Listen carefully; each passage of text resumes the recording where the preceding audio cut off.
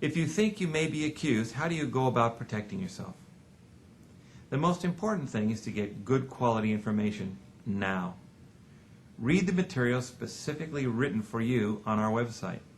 That would be a good place to start.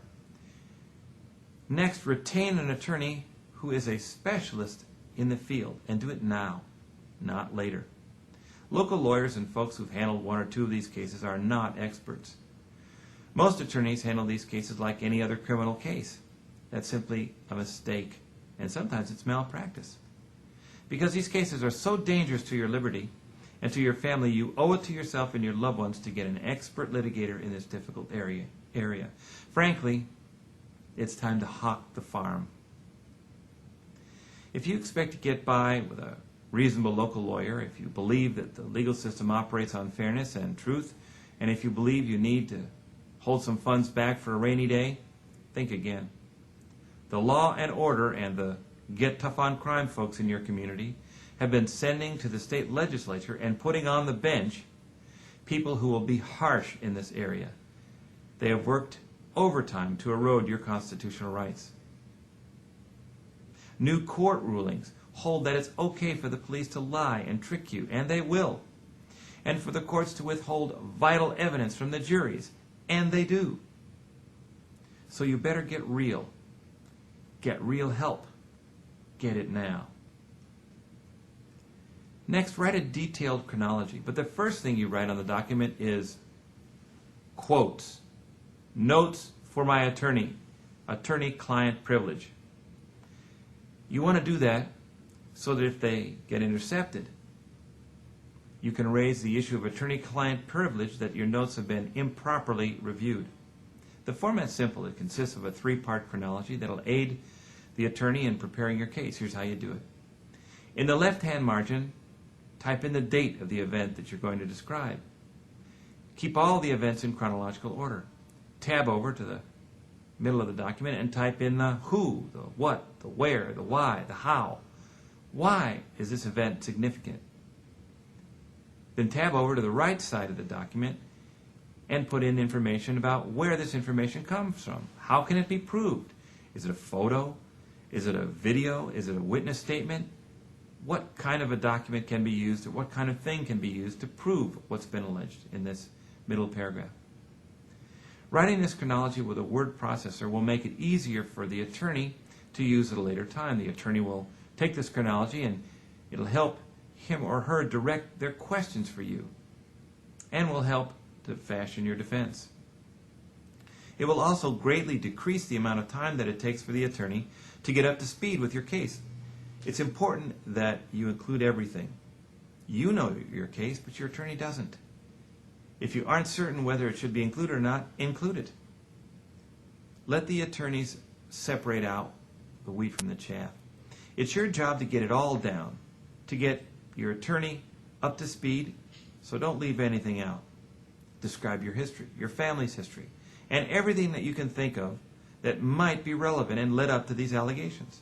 A competent attorney will use this chronology and search for elements needed to save you and your family.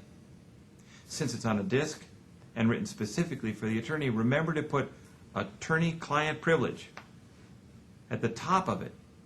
If it's on a disc, put a label on the disc that says that. It's also very helpful, especially at the beginning of a case, if you create a witness list. List everyone, the good guys, the bad guys, include their names, addresses, and telephone numbers, date of birth if you know them. Get their employment addresses if you know them. This will save enormous amounts of time later and will be necessary for your investigators. Be sure that you describe your relationship with each of these folks. It can be very short, best friend, ex-wife, things of that nature. Try to describe each of these folks and what they might say if they ever take the witness stand, or if they talk to the police, or to the social services. Don't leave anyone out. Make sure to describe this as an attorney-client privilege document as well. The next thing you should do is to get copies of everything. Now, in some states you're allowed to get more than in others. Some states only allow the attorney to get some of these documents.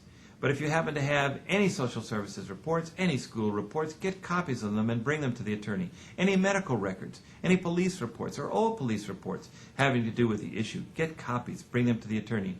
Any psychologist, psychiatrist, or social worker reports, either on yourself or the person making the accusation. If you have copies at home, make copies and bring them to the attorney.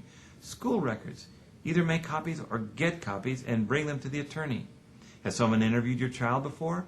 Well, if you have access to the notes or audio or videotapes or any reports from prior interviews, bring them to the attorney. Any test results, any photographs, any newspaper articles, get copies. Get copies, get copies. If it isn't relevant, don't worry, the attorney can sort it out. Make sure your attorney is on the case. Information is power. Remember CBS, 48 Hours, NBC Dateline, ABC 2020, Frontline, have all indicated that social services folks and the police will put every negative spin possible on everything that they find out about you. They can take your children and put you in prison. If you want to wait around a few years until the DNA evidence proves you innocent, I wouldn't recommend it. Because on that day, the prosecutor will fight tooth and nail to exclude the DNA evidence. So get serious. Get the information gathered and bring it to your attorney. Now, there are a number of motions that can be filed. Those are normally filed by an attorney and that will allow you to get the records that you cannot personally get.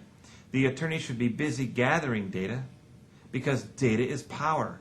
Make sure that your rights are being vigorously protected by gathering all of this data as quickly as possible. You can also get affirmative in the courts. You don't have to wait until the police do something to you. You can go in and file motions to protect your rights and to obtain discovery. The motion work really needs to be done strictly by the attorney that's working on your case and to be done immediately, not waiting until you're down the road in a week from trial. Your attorney can make motions for both inculpatory and exculpatory evidence. You want it all. You want rap sheets that you normally can't get yourself. The attorney can get those. School records you cannot normally get yourself. The attorney can get those. The other thing that your attorney can be preparing for is what's called a taint hearing. It comes out of the important case of New Jersey versus Margaret Kelly Michaels. In that case, they found that the videotapes that the child protectors, the We Care daycare center investigators, had manipulated the children and manipulated the children's recollections. The only way you can prove that is by gathering the data and having a taint hearing if it applies in your case. In some states, you can get an independent evaluation of the person accusing you. You cannot do that in the state of California anymore, but you can in some states. So in summary, what I would say is get every piece of paper you can. Every piece of paper that you can think of that has anything to do with your case, bring it to your attorney. He'll sort it out, and he'll toss back what is not needed.